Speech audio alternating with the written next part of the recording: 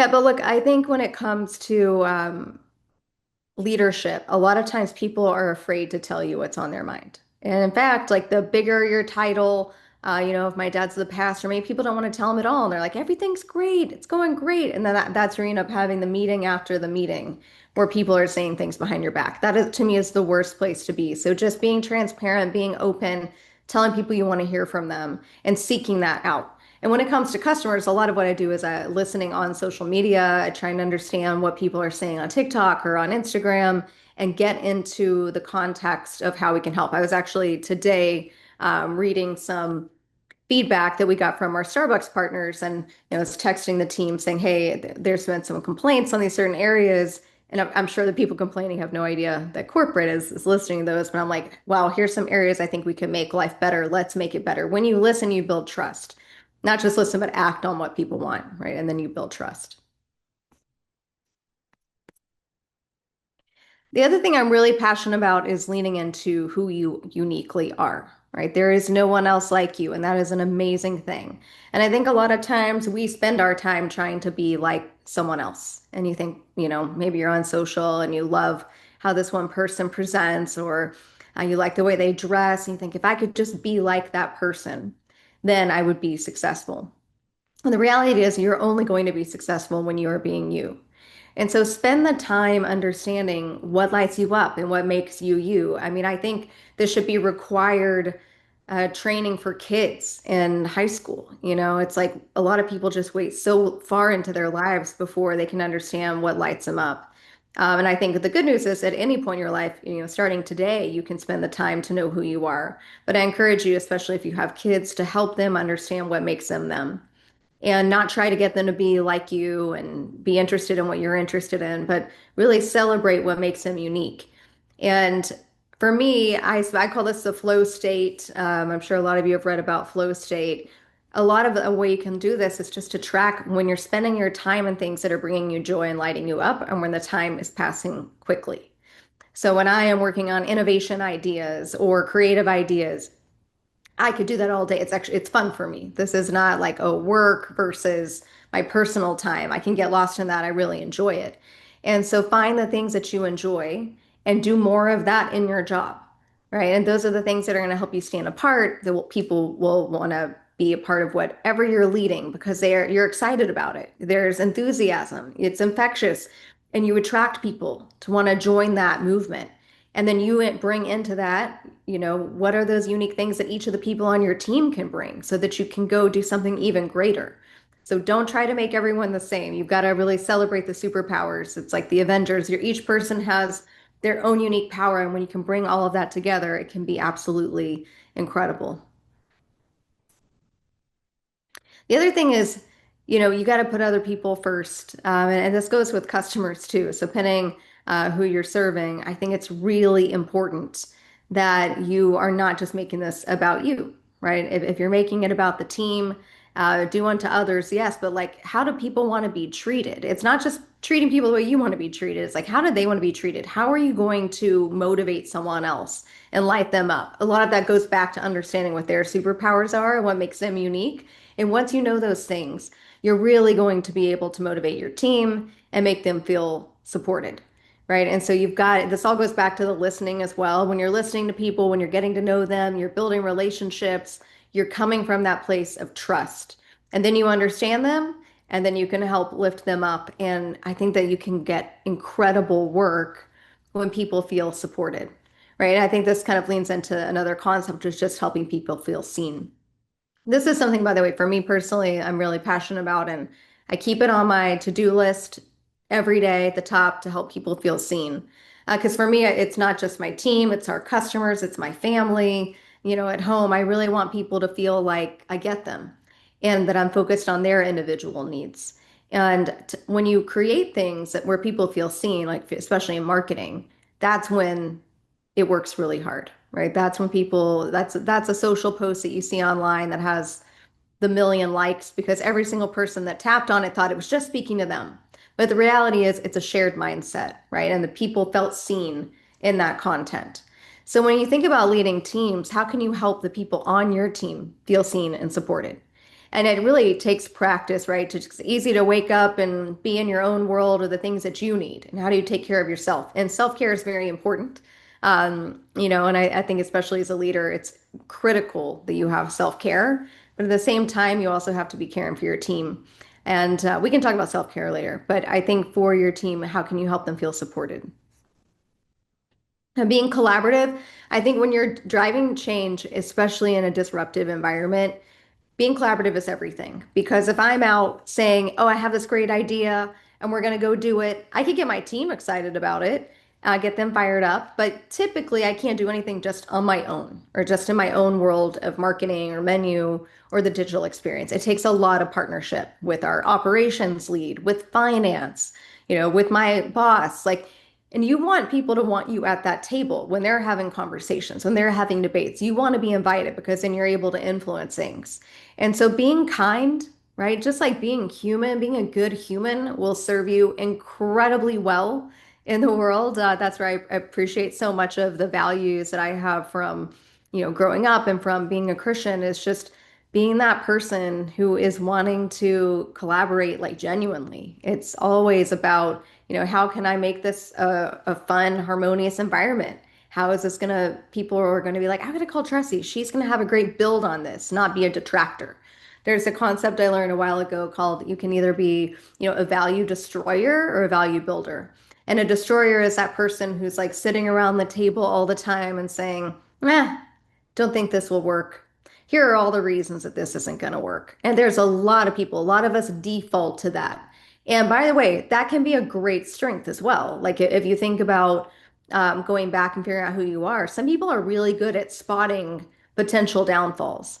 And if you are that person, I would say keep doing that because that's where your truth telling, that is a gift that you have. But you also want to follow that with a way you can make it better. So one of the things I tell my team a lot is never come to me with just like a no.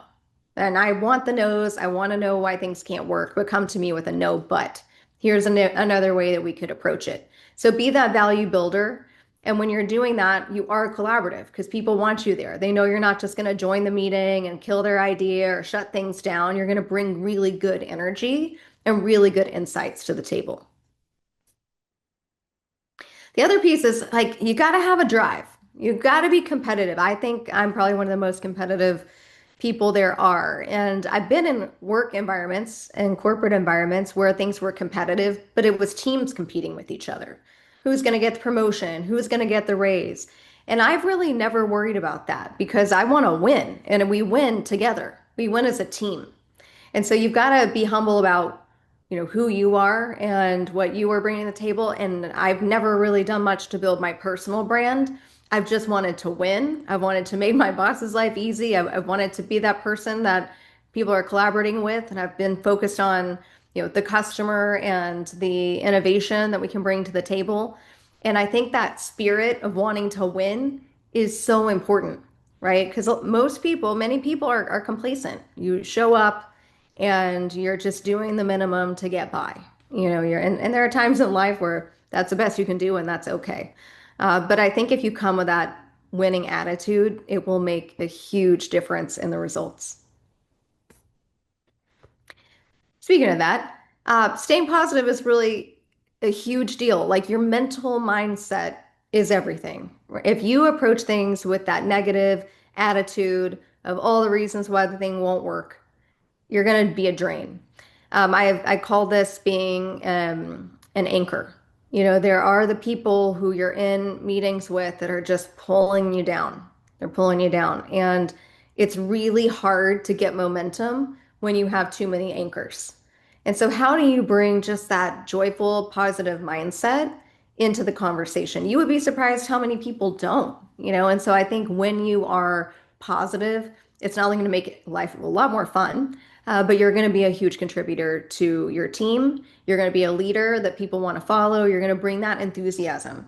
And that is infectious, right? It's all about attracting the type of people who want to do breakthrough things. And to do that, you got to have the right mindset. The other thing I'm really passionate about and deeply, I would say probably the number one thing that I look for when I hire someone is curiosity. And no matter what age you are, you've got to be learning. And I think this is a thing that keeps me young too, because a lot of what I learn is tied to whatever the next generation is. My son is Generation Alpha, and he's 9. Gen Z's, around like 16 to 26. And then you've got millennials and Gen X, boomers. All these different generations have shared mindsets. But the thing for me is like, we always have to be learning about what's the next generation going to be into. How are they going to want to experience content and ideas? If we're just living in our own mindset, we're always going to be just talking to ourselves, right? And as you think about being in church, oh, I'm echoing. Okay. When you think about being in a church, probably no more important job than to understand the next generation because the church won't be around if you don't understand the next generation. I mean, I've church hopped quite a bit because I've moved so many times and I've been to many churches.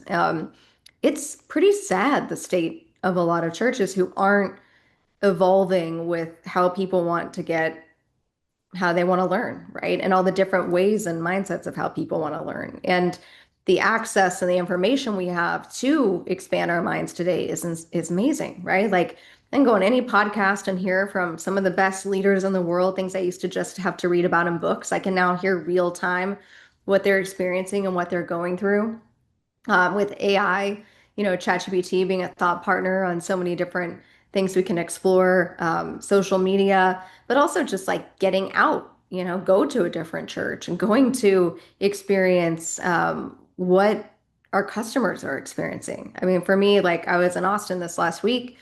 First thing I did, spent an hour on DoorDash just searching all the different coffee shops, matcha shops, energy drinks, like what is showing up in people's feed. And then I walked the city. I drove around looking at different competitors, going to different Starbucks. Then I walked around campus and I looked to see what the kids are wearing and what drinks they're holding. And they still have a Stanley tumbler? Like, what are the big trends? And so just being that observer of culture and watching how people operate, that has been very valuable to me. So whatever business you're in, whatever category or brand you're in, try and understand your customers, try and understand your team, and what's happening in culture in the world.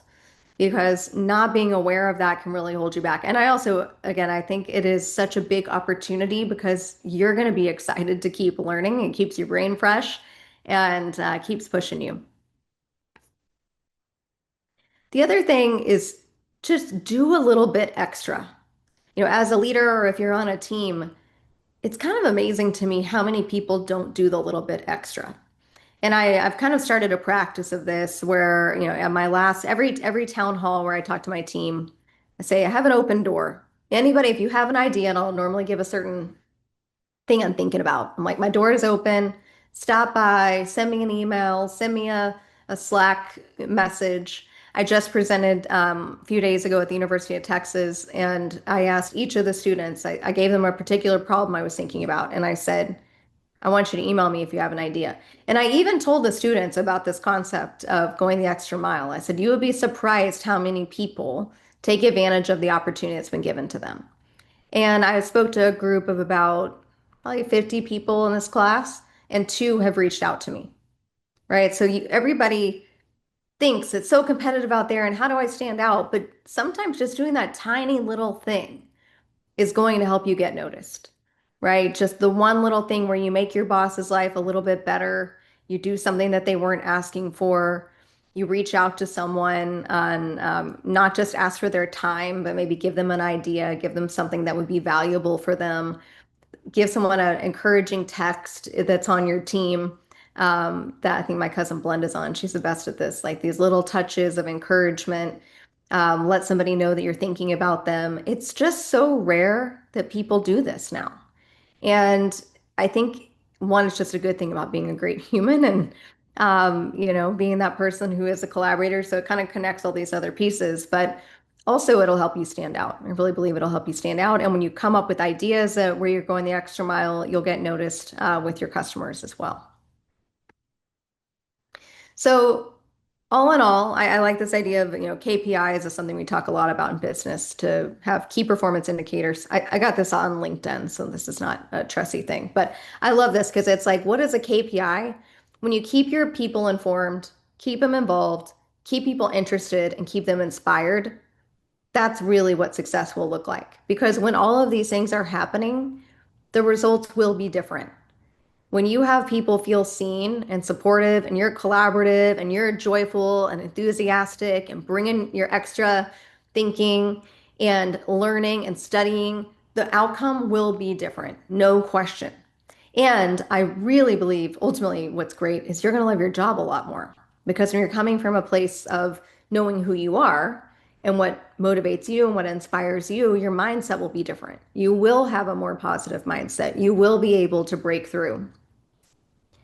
So a few little hacks, and then we can go to a lot of Q&A, so I have a few more slides. A few things that I do that have helped me kind of over the years that are super simple that I thought I would share. One is I think morning is everything. And I work for a coffee company, so you can have lots of coffee in the morning. But wake up early.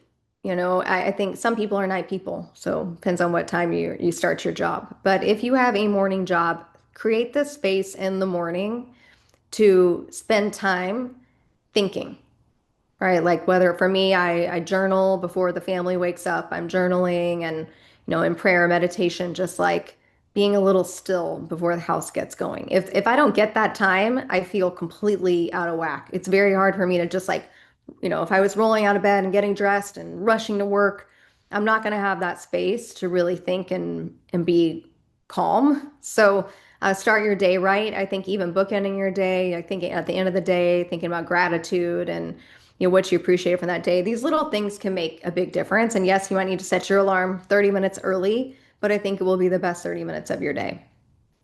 Second thing is if you're in that space where you're trying to figure out who you are and what lights you up, one easy thing you can do is an energy tracker. So just take a piece of paper with you this week and draw a line through it. On one side, put like good energy. The other way, you could say bad energy. Write down when you're doing things that you're just having fun. That's what the flow state is, right? You're enjoying it. You were reading a book and you got lost. You're listening to a podcast on a certain topic and you enjoyed it. You were listening to maybe it's an audiobook and it just spoke to you. It could be, a part of your day, there was a meeting that really brought you joy. Or it could be something that really drained your energy, like you're looking at the clock over and over again and wondering when it was going to end. That's not going to be the task that is necessarily your superpower. So just spend some time paying attention. I think ultimately we go through life so fast sometimes. So pay attention to what is going to light you up and try and do more of that. Find a space to do more of that. Depending what role you're in, I would ask, is your vision big enough? Block a few hours, and it could be on a weekend to just revisit your vision, your goals. Make sure that you're pushing yourself, that you're getting out of your comfort zone. Make sure you have goals. Sometimes you just kind of go through the motions, and you don't need to wait for January 1st to set goals. I used to kind of wait and push it all to the end. But now I'm kind of in a constant state of looking at my goals and evaluating them and making sure I'm tracking to them and that I have bite-sized tasks that are going to help me achieve those goals. And I actually put them all on my to-do list. So I use Google Docs for my to-do list, so I can kind of update it all the time. But whatever you use for your to-do list, before I get into all of the things I need to check off, I always have at the top my vision and my goals. Maybe something I want to work on with my team, just getting super clear before I get into the list.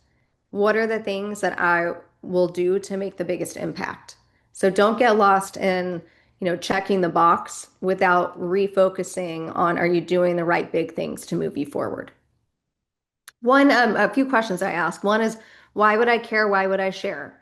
So looking at things through that lens helps me keep ideas simple, gives people things that'll motivate them and want to be a part of. So when I'm creating my vision for the team, I'm asking these questions. Are they going to get excited about this? Are they going to want to tell the team about it? Because I've got a lot of people that I need to get behind an idea. So it has to be simple. It has to be clear. It needs to be human and share worthy. So asking those questions helps. The other thing that will help me when I'm debating ideas or maybe it's a way I'm going to be working with a team is the simple questions. What's the worst thing that can happen and what's the best thing that can happen? If I go after this vision that is a little scary. It's, well, okay, if I fail, well, what's the worst thing that can happen? But what could go right? Let's think about all the possibilities of what could go right, which really pushes your brain into a different place. And it can take you out of that fear of maybe wanting to try something that made you uncomfortable and push you into a mindset of like, how big could it go? It also can limit things. You might be like, you know what? This is a little scary, but I actually don't think the outcome is going to be wildly great. Maybe it's not worth spending your time on. So it can be a good filter. And then, one simple question is, are you better today than you were a year ago? And if you lean into your vision and your goals, will you be better a year from now?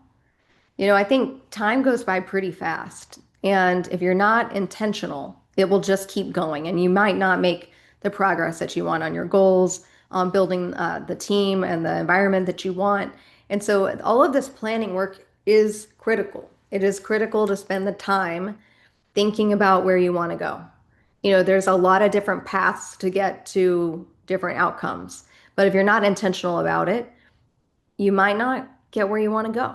And you might not even know where you're going, right? It's like if you're putting something into the GPS, you need to know kind of what the destination is, or you can just be mindlessly wandering around. So make sure you've got that outlined. So a few things on homework. Actually, I'm about to do annual planning with my team. So I thought I would share the questions that I'm going to ask my team to bring to me and that I'll be asking myself as kind of part of our annual planning. And this is a way to get to know your team if you have a team and also really work with them to help them feel seen, right, as you understand these questions. One is, when do you feel most valuable as a leader? It's really important for me to understand that with my team because I want to help find those moments where they can shine. And I want to know what a win looks like to them. What is that thing that gets them really excited? Because I can give those opportunities. A lot of times we try to do the work ourselves, as a leader. And the reality is somebody else might be really wanting to take on that work because that would be a win for them. It plays to their strengths, something they're excited about. So try and find those opportunities. Ask your team what makes them feel supported. A lot of times we never ask, we just start working with people. So ask them how they can feel supported. What work is energizing? What work's draining your energy? So this goes back to that energy tracking, but understanding that with your team so that you can give them more of that work and take away the things that are draining their energy. And then what's frustrating? Maybe to in their own leadership style or where I could be a better leader, right? What aspects could I do to help them grow? And where do they want to grow in the next year? So having these open conversations, a lot of times we're giving negative feedback, right? You're like, oh, this person needs to work on X, Y, Z. When you create the space to pull up and have these conversations, it also gives you an anchor point to then give them development coaching. So I think just like spend the time, spend an hour with your team, understanding who they are. Never too late to do this. Think about how you can get them inspired. So a few things that will help if you're interested in these topics that I found really impactful for me. One, this is a book I read many years ago, The 21 Indispensable Qualities of a Leader. I read this book when I was kind of new on my leadership journey. I really wasn't sure the type of leader that I wanted to be, or I didn't know much about what leadership was. At the time, I felt like leadership was just me trying to do the things I'd learned, and that looked a lot like telling people what to do. And I found that is not helpful to tell people what to do. They might do it, but they do it begrudgingly. So it's different when you come from a place of empowerment. It's a really quick read, too. The second is Strength Finders. I talked to Freedom a long time ago. I mean, I've been doing Strength Finders now for a good 15 years. But this is a online test that you can take to just understand what those superpowers are that you have. And also you can do it with your team so you can get to know them. But I've found this to be awesome at identifying areas where I could be strong.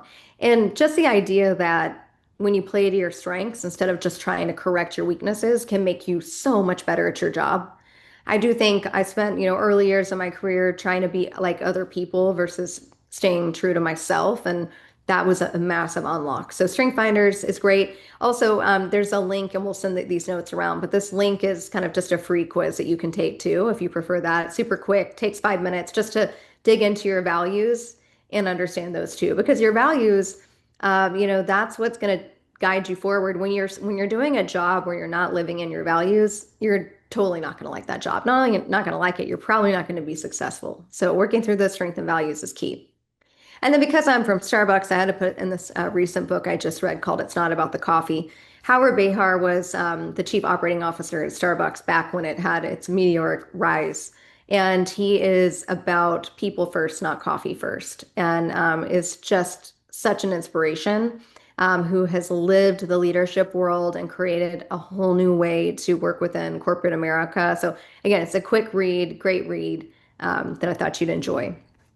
But some people don't like to read, and reading does require time. So a lot of things I'm asking you to do require time, setting your goals, setting your strategy, making sure you've got your vision, working on who you are. So you might not want to read a book yet. Maybe you just want to listen to podcasts.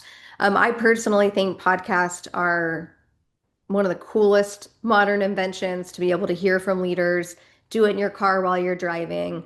And if you're like me and really busy, I do it on like 1.5x speed, sometimes two, sad to say.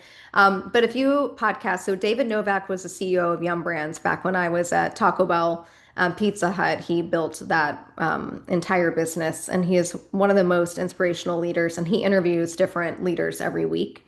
So worth listening to that. And then others, Mark Champagne and Andy Stanley is a Christian podcast. They talk about leadership. And I just learn a ton from hearing other leaders in real time, applying it to whatever I'm going through. It certainly brings a lot of value. I also even just subscribe to a ton of podcasts, and I look for themes about what other people are talking about to try and understand consumer insights as well. So love a good podcast. Last thought, and then we can open up to questions, is that a lot of times we play small. I just think it's innately in us sometimes to play small and to think that, maybe I'm talking today, but well, not sure if you would be able to do this dream that's on your mind or the thing that you want to tackle. And, it's kind of that if not now, when, if not me, who mindset, right? Like, I think everybody, once you can figure out how to unleash the things that make you you and the things that make your team them, there is just unlimited opportunity to start today, to dream big, to be that person that is making an impact that people want around the table and to let you be you. And so I'm just excited to see what continues to come out of all the amazing people at Freedom and what comes out of the future of where the church is going. It's such a crazy time in our world, and more important than ever that we are creating the future, but also, leaning into the truth. So that's all I have. We can open it up to questions now. Wow, that was absolutely awesome. That was cool. That was a bunch. That was a chunk. You should write a book. It's so weird to present when you get no reaction from people. Yeah, So I hope that was okay. poor thing. Well, there, you got one person there. That was some wild stuff. The chat's going to start firing up here in just a second. In fact, I'll just go ahead and fire this off. This is one of the guys that I actually interviewed from last week on what he thought about last week. He had some great questions. And let's see here. Yeah, this is actually the first question I was going to ask, anyways. How do you manage? If you talk for a second about managing family, church, business, and personal life while operating at such a high capacity. This is sort of digging into your Hmm. personal decisions on managing all of those things as a leader, a high-end leader, operating at that capacity. Oh, it's very hard. And there is no easy answer. I mean, I think that at one point I thought it was all about balance, and balance made me feel really bad. It's like I'm going to spend X amount of time at work and then I'm going to be at home, and just trying to kind of like fit in this perfect box. And I've just kind of found when I let that idea of balance go, and I'm more about being present in whatever I'm there to serve, being focused and being engaged, that it's more of an integration with work than it is turning one thing off and then turning on the other. It's like my son is super involved in my work. And I learned early on because sometimes I'd come home at night after work and we had just moved, and I'd have like some TV ads that needed immediate approval. And instead of just getting home and saying, sorry, I got to go in my office, I said, hey, I have some ads. I think you would have a really great perspective on this, and I'd love your feedback. And so he started like getting into the process and, to the point I had a team offsite one day and I told him I was going to be gone for the night. And he was like, where are you going? I said, I'm going to my team offsite. He said, why am I not going? Because he's on the team. And, I think that integration has been really important. And also to know, like, there's some phases of my life where, like, the last year, I've been like, hey, friends are not my number one priority. I will see friends if I'm traveling. Maybe I just went to dinner with a bunch of my friends in Austin last week. And I will make the time for that. But I'm not like, hey, I need to make a ton of friends in Seattle. I just moved here a year ago. Right now, it's a focus on, not like that's not the top of my list. So it really depends on what I'm going through, but it is hard. It's the hardest thing because it is a bit all consuming. Work can be. Get a lot of messages, a lot of interest of, a lot of engagement, and I'm in a turnaround. Like a lot of the brands I go to, I'll be in turnaround mode. So it's like very, very intense. So I also just try to give myself grace, and not be too hard on myself and not try to be a perfectionist. Yeah, I like that. Give yourself grace. Sounds like Yeah. something your dad would say, honestly. Hmm. I'm a multitasker too. I might have my red light mask on while I'm walking on the treadmill, and then I have like a tray with my laptops on, and I'll be checking email at the same time. I know there's a lot of people that say not to multitask. I do not subscribe to that. I multitask as much as possible. Okay, so on that note, we have a couple great questions that came in, but man, I really want to hit the multitasking. Not everybody's a multitasker. Can you still be a leader and not be a multitasker? I think it all goes back to what your superpowers are. Like everybody has a different role to play. So yes, I think you can still be a leader without being a multitasker. Like for me, that's just kind of innately in who I am. And so that comes pretty naturally to me. My husband is not a multitasker. If I had tried to get him to be a multitasker, that would be a big fail. So I think it goes back to like, being in a role that really suits your strengths, and you do not have to, no, I mean, most studies would say you should not multitask. And I think everybody who hears this says they're in the outlier group that is able to multitask, but really many people aren't. So, like multitasking as an example, I am not multitasking when I'm with my family and when I'm in a meeting with someone on my team, right? I think I at least try not to. I'm not perfect, but if I was in a meeting with someone, and of course we've all done this, and they're just on their phone and looking down at the phone, how does that make you feel? If my son is watching YouTube, it's very easy for me to want to just multitask and be on my phone. So like really try to train myself when I'm in a moment, be present, be focused. But if there is something that can be done, like driving the car while I'm listening to a podcast, then it's like, let's multitask and use my time wisely. Wow. I feel like you multitask through that entire question. No, that was amazing and nailed it. I think you nailed it, actually. I love that you just very plainly said that you don't have to be a multitasker to be a leader. I think that probably set a lot of people free in their own minds. In the society we live in, they say you have to do 1,000 things at once to be a good leader. So how do you, well, kind of already covered that. You covered a lot of this stuff, like very deep. Um, you talked a lot about being intentional on building team and building individual. When do you think that it's okay to move on to the next lesson, objective, or subject in a learning journey? I think that, you got to be still and know when you're being moved on to the next thing. And, creating that think time and space is really important. It's very hard to do. It's going back to like your schedule is busy, like finding a rhythm where you can figure out where you're going is really important. So for me, it's normally I start to feel restless and I'm like, maybe I'm not learning as much about a certain topic or a certain part of my job, then I'll move on to the next one. Yeah, yeah, that's good stuff right there. A question came in that was actually one that I shot over to you earlier. You touched on it just briefly. You mentioned faith. The question that came in was, well, let me just put it this way then. Um, what role, if any, does your faith play in the workspace? You brought Bible verses to us. We assume you're a Christian. What role, if any, does that actually play in your workspace? Because a lot of people work for very secular organizations. What do you think? Yeah, look, and I've only worked for secular organizations. And it's really interesting. I see the question that says when Starbucks can be viewed as a really liberal brand. And, it's easy to look on the outside and be like, well, then you wouldn't want to be a part of it. But if I wasn't a part of it, then who would be? I think that's kind of like, if not now, when if not me, who?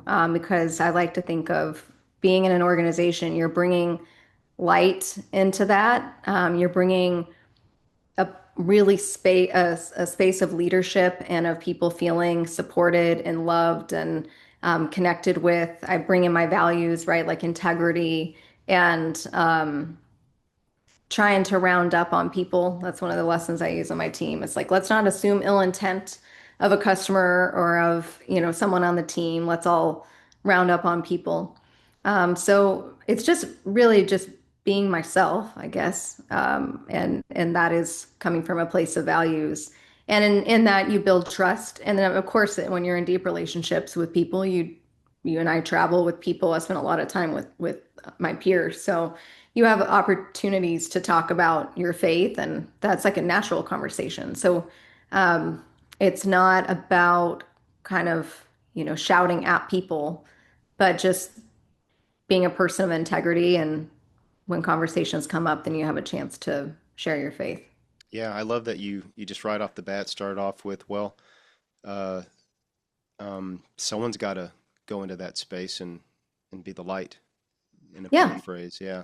Yeah, exactly. It's kind of interesting. I think sometimes there's like a judgment on Christians in corporate America or the workforce. And I'm like, well, who else should be doing it? I think that it's a great opportunity to come in and bring that positivity and care. I always try to just be a really caring person, and think about my team, think about the impact I can have on a lot of people. Whatever we do at a giant brand, I mean, literally have impact on millions of people. So it's a high responsibility that I think about. Here's a question here. You might see this one. I had to read this like four times to understand what this meant. How do you balance data-driven decision making? That was all Mm. one word.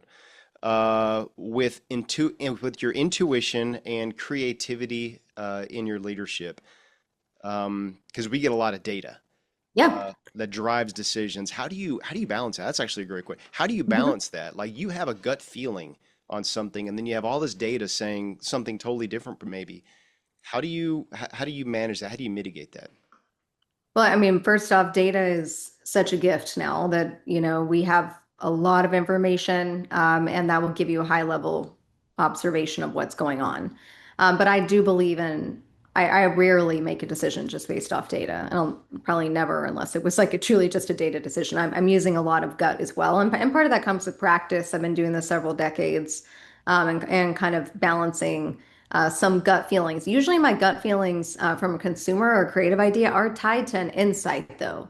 The insight will be maybe something I heard someone say or read in a comment online, where you're kind of mining for ideas. And so think like Steve Jobs would say, if people would have told him, or was it Ford that said, instead people never said they wanted a car, they said they wanted a faster horse. So customers and data aren't always going to tell you exactly what you need to know. So I think I try to lean into insights and understanding of the consumer at a high level, understanding of culture, which is another big thing, right? Like we just launched protein at Starbucks. Starbucks had launched protein many years ago, and so if I was looking at that data, I would say, well, it didn't work. But I have to look at that data plus what's the consumer interested in right now, what's in culture, how are trends emerging, and you go, okay, well, that data was from 10 years ago. Now I have a fresher view. Now let's go and apply that and see if we get a different outcome this time. I'm also a big believer in experimentation. Jeff Bezos talks about one way or two way doors.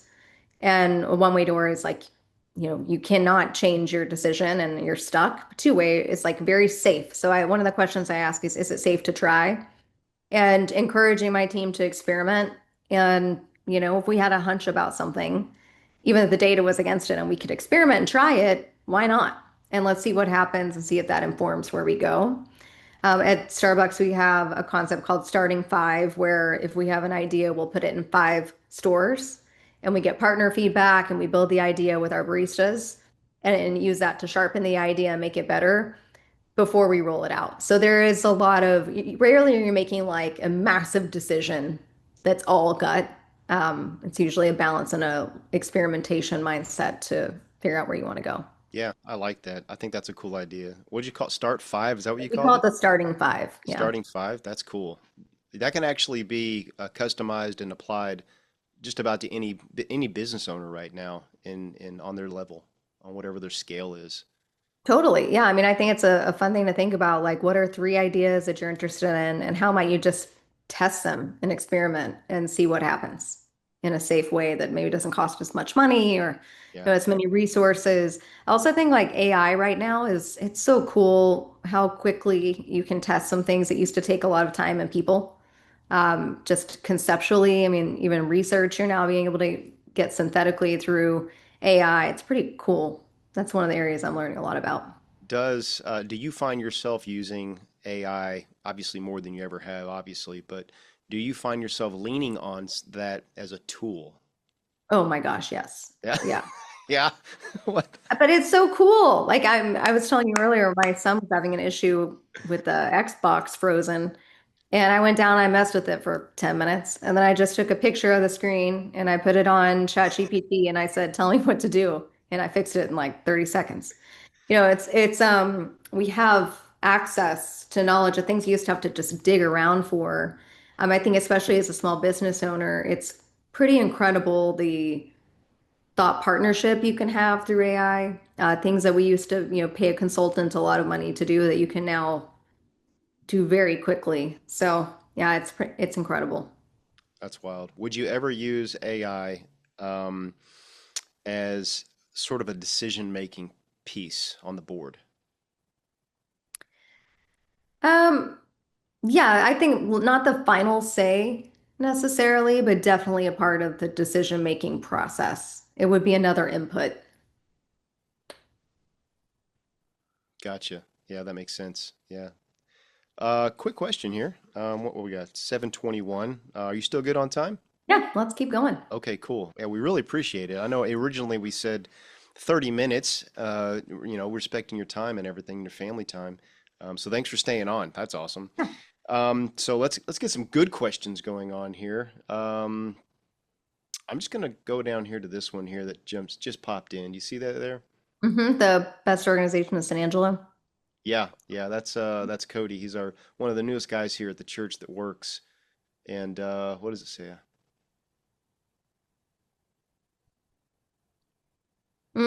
So he says he works for the best organization in San Angelo with best people in leadership roles. He has hesitation in stepping into what he's passionate about to help build the organization. How do you get past that mindset that I lack the courage to present my ideas for fear of rejection? Yeah, Oh, that's a great question. Cody, you just go for it. I mean, Cody, let's go, dude. I'm excited about what it is that you have. I mean, that's what I was saying when I asked people to share their ideas and nobody does. It likely is because of that fear, right? Like, she won't like this, she won't be interested. And then instead you hold it in. And I do think holding it in holds you back, but it also holds the organization back because you're bringing in this totally new perspective. And that's why I always like to surround myself with reverse mentors, right? Like some of the Gen Zers who might be like new to the workforce and what are they seeing and how are they seeing trends emerge differently or what do they think that we can be do to trying it. And one way when I was younger, and even still will do this, is like I try and if I have an idea, I try and put it in a way that it's pretty easy for my boss or my boss's boss to say yes to. So going back to the experimentation mindset, it's like, hey, instead of can I grab 20 minutes and have something in my mind? put together a presentation. You could do it in 5 minutes on ChatGPT and say, I have this thought. There's something that could be a real breakthrough for the church or for our organization. And here's how I would stand it up in an experiment. And it's not going to take much money or time. I need two people. I think we could have something stood up in 30 days and let's see if it works. I mean, why would anybody say no to that? And worst case, you're going to get feedback and then you're going to shape the idea or whatever it is you're thinking about and make it stronger and better. But just taking the initiative. I used to say I had a FOE, fear of executives. I was so scared every time I had to present God, to an executive, like terrified. that's And wild. now I have that role, and I'm like, oh, it's just normal people, right? It's like when you become a parent and you realize, oh, your parents didn't have a playbook. Like they didn't know everything the day they became parents. Like you're learning on the job. And that's how it is when you're an executive, or in a leadership position. Like you're still learning something new every day. So I think the worst thing would be to keep your idea in. You might get rejected, but what's the worst thing that can happen? What's the best thing that can happen? Worst thing that can happen is you get feedback and you try again the next time. The best thing is maybe your idea sees the light of day and you make a huge impact. So it feels like the upside is better than the downside. That's a great perspective. That's a great mindset too. I love that. I also wanted to say that those books that you recommended, the 21 Indispensable Qualities of a Leader, Mhm. read it. Awesome. My wife Oh, and I are good. actually going back through it right now. It's sitting on my couch with me. And the other one, the Strength Finders. It's on my shelf right over here. Oh, great. Great books. Yeah, and one thing going back to AI, like if I don't have time to listen to a podcast, I'll take a screenshot of it and then I'll upload it to ChatGPT and I'll say, tell me the five things we're going to talk about in this podcast. The one thing you can do is like upload, ask ChatGPT, tell me the 21 lessons from this book, and here's my job. Tell me how I should be applying it to my everyday life. Or, I can't take strength finders right now, but can you help me in 5 minutes every day with some questions to figure out my strengths? Like it's pretty amazing with the right prompts, which you could get to by just using ChatGPT on some of these things if you can't buy the book. Do you know Pam Park? Oh yeah. Yeah, who doesn't, right? Like, so check this out. Right now, Icon. this very second, she's over in the other room on the other side of the church in the watch party. Hi, Pam. And she's got her phone out right now, and she's recording audio this entire thing. She's going to upload it to one of her AI apps that she uses, Pam Park, if you can believe that. And it's Oh, going to Pam. spit out an entire everything outlined of everything that you taught this whole conversation. Oh, great. Send it to me. Yeah, it's wild. Who knew? That's cool. Yeah, she's really hip, That's man. a She's great, really curious learning mindset. Good job, Pam. yeah, that's wild. Okay, so back to just a couple more questions. A couple more did pop in here. What's the most impactful piece of feedback you've ever received as a leader, and how did it shape you or maybe change you as a leader? Like impactful, I guess that could be good and bad, right? Yeah. What would that be? I mean, look, I think the easiest is to so cliche, but just be yourself. I think again, like we try so often to be like somebody else instead of just being who we are. And thinking that that's the way to win is by being someone else and doing their thing and dressing like them and speaking like them and you're just you. So the more I started to live in my own personality and truth, and the more I was just like the fun leader instead of the serious leader, and I have my own personality come through, that's where I just started to gain confidence and just had a lot more fun. Like a lot of people my whole career were like, oh, you shouldn't be in doing anything in social media because that's not the future, and you need to be great at all this other stuff. Focus on all the other stuff.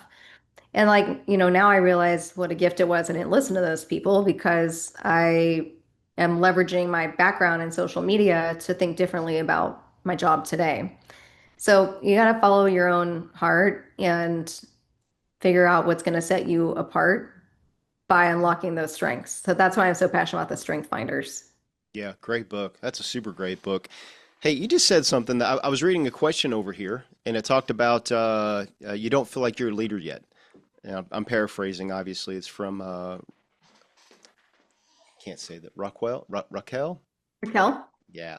Sorry if I butchered that one. For someone who isn't quite yet a leader, in their workforce yet, what are some key pointers, skills to help someone get prepared to become that leader Hmm. and stand out? I think I know where you're going to go with this, but I just want to hear it. Go for it. People used to say fake it till you make it. Now I like the believe it till you achieve it. Um, Start acting like the leader you want to be. I don't think you don't ever get like appointed leader. You're not like one day you're a leader. You're a leader right now. Like you have leadership in you right now. And you don't need to have people reporting to you or anything like that to create a space where people want to be a part of what you're building or what's on your mind. And, um, I think some of the best leaders, like, and we'll say, like, oh, you spot a leader in someone when they're just passionate and they're bringing their perspective and they're bringing their energy and they're bringing ideas. Like I was mentioning at the University of Texas students when I said, not everybody comes with the extra idea. Like one of the women who reached out to me made a Pinterest board of like, here's what Starbucks looks like with Gen Z right now. It probably took her 15 minutes, but that really stood out to me. I'm like, I want to hire her because like she took the initiative. And it's just taking that little extra step that will make you stand out in wherever you're doing, right? Like if you worked at Starbucks and you wanted to stay an extra 10 minutes to clean something up because you felt like there's been a spot on the door that's just sticking around, like those things really help you stand out. And it's, just kind of looking for opportunities, looking for those opportunities you can uniquely serve, having that servant mindset, serving the people around you, the organization you're in. Yeah, you've actually, I feel like you kind of repeated yourself a couple times there. I was going to ask you, like, what's one piece of information, what of advice that you would give to a younger generation who's just now stepping into the workforce? But honestly, I think you've already nailed all of that. I think if they just go back and listen to this, they're going to get it. Yeah, I mean, look, that I get so excited about people who are just starting on this journey because there's so much access to information, there's so much you can learn, there's so much uniqueness you can bring because of the technology transformation, like things that come easily and naturally to you that other people are trying to figure out. You have that expertise just by being a human, right? Like you grew up with a phone in your hand, and that gives you an advantage, and you understand that generation. So, um, being able to spend the time again, like learning on your values and who you are early on versus waiting until later, like that's just going to be a great directive to you. And then for the other ones, my dad would like to, he's texting me and saying just to tell everybody about my parents and my wonderful upbringing. Yeah, I yeah, don't want, he's I blowing don't me want up to too. discount that. And I Yeah. do feel really grateful for my family and my parents and getting to grow up around the church community. And also, um, as a parent, for any of the parents on the phone, like the impact you can make on your own children to have them live in their own uniqueness and love them for who they are and like just celebrate what makes them them versus like what makes you, so helping to pull that out is really awesome. Okay, so what's your favorite coffee? Or tea? Or are you a coffee or tea? So I love a Pike Place from Starbucks, but Oh, I work on the menu, so I drink thank you. everything. I do think I love the matcha latte with protein milk is kind of my go-to right now. I think our protein milk is going to get you 36 grams of protein. It's only $1 to add the protein milk in place of your regular milk. And it's so good. This is I good, also love man. PSL. Holiday drinks are coming out November 6th. You're going to love the cups that we have this year. It's going to be great. I'm excited for the holidays at Starbucks. Yeah, it's such a fun brand. And I've been to the ones in San Angelo are amazing. I've been to all of them. Wow, that's really cool. So Pam, or somebody's iPad. In closing, I don't know who's closing us out here, but it is 7:32. We're actually past our time. We want to respect your time, your family time tonight. Can you speak a blessing over us? And on the way out, I want everybody to in the chat drop your favorite drink, whether it's Starbucks or somewhere else. Drop that in there. We want to see that. Maybe it'll be a really inspirational feedback from Miss Tressie Lieberman. I love that. I love feedback. My feedback is a gift. So truly, if you ever have any feedback at Starbucks, let me know. I hope your favorite drinks are at Starbucks. Look, my blessing over the church is that you can have, and for everyone in this call, have a fresh vision.